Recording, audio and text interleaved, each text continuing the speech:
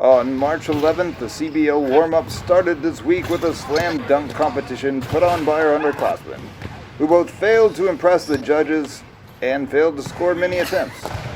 Eventually, the balls began to fall when they realized they only had to jump 8 feet.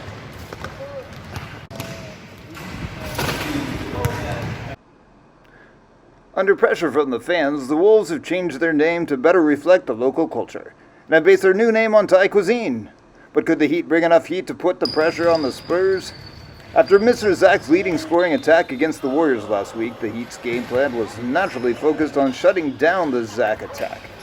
I wasn't intimidated by the big man and scored 11 points.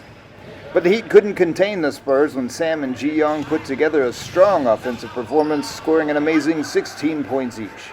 Sam started the game with 3 three-pointers in the starting minutes. Mr. Paul decided to try his luck against Mr. Zach too. I'd say it's time to take that luck to Vegas. Let's see that again.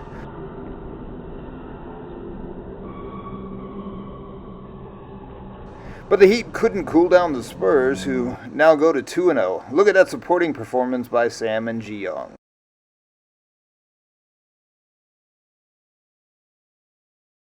On the other court, the LeBrons versus the Warriors squared off, each looking for their first victory. Daniel Chang had a strong showing for the Warriors with 15 points.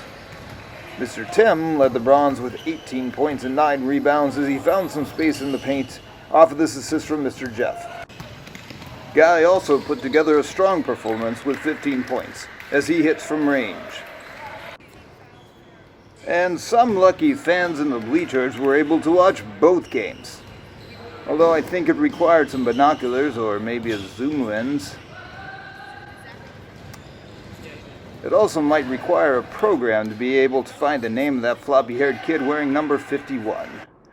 But you didn't need a program to see the final score, as the Bronze brought the record to 1-1, and the Warriors are still in search of a win. The 7 o'clock game was the much-anticipated debut of the Mod Squad and their first appearance after the Week 1 bye.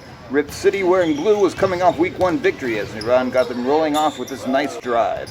Mr. Mark was big and intimidating, but that freight train didn't scare Jiho, who stepped right in for the steal. Jubone had 4 assists for the Mod Squad as Mr. Lucas, slick as mucus, puts down this jumper. Jiho nabs another steal as scorekeepers wonder why they aren't keeping track of steals. Now Semic drops a cold 3 as the old men lead from the bench.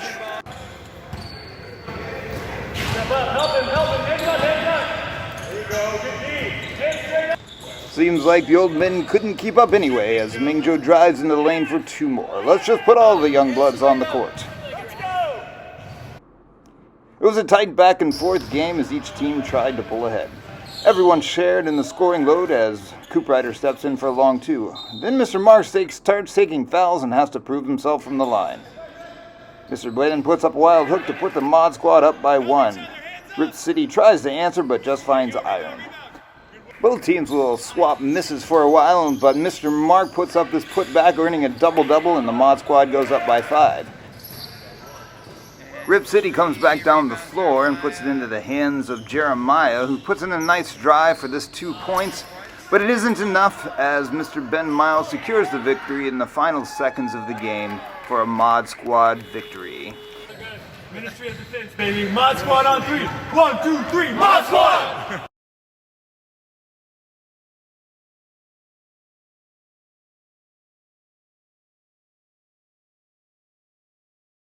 And here's a look at next week's matchups. Yeah! Trying to make a highlight.